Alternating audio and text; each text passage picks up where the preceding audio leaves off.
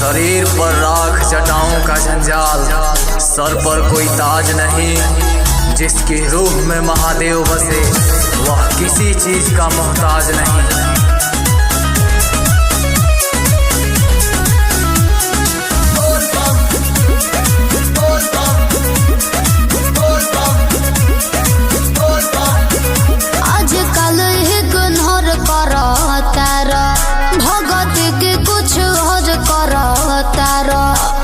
सब बुझाता हमरा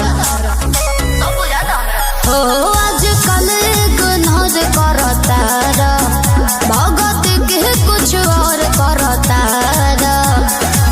जब के पियो तर गजाए राजा भाव न देला मुराबा के।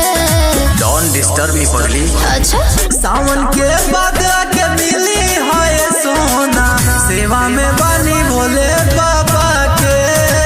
सावन के बाद आके मिली है सोना, सेवा में बानी भोले बाबा के।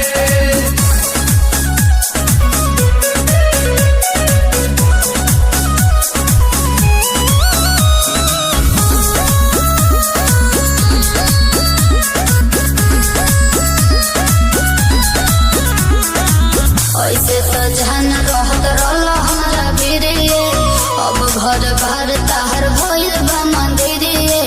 धोले ले बाबू हाथा से लाई बिल पतान हो, भसम लगाई ले माथान हो। भांग के भोजन करे लगनो बेरा, भाव मिठाई ना जाबा के। I don't like मीठा। सावन के बाद आके मिली है सोना, सेवा में बानी भोले बाबा के। सावन के बाद आके मिली है सोना, सेवा में बानी भोले बाबा के। मृत्यु का भय उनको है जिनके कर्मों में दाग है। हम महाकाल के भक्त हैं गुरु, हमारे खून में ही आग है।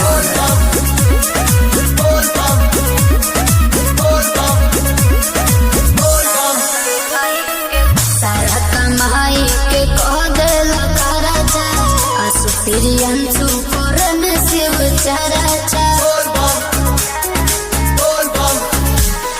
हम हई राजा पुराने नु हो, बाबा से बढ़ के बताने नु हो। सारा खबरियन के नाश्ता व्यवस्था चलत पवन के ढाबा पे। सावन के बाद आके मिली है सोना, सेवा में बानी भोले बाबा के। सावन के बाद आके मिली है सोना, सेवा में बानी भोले बाबा के। सावन के बाद आके मिली है सोना, सेवा में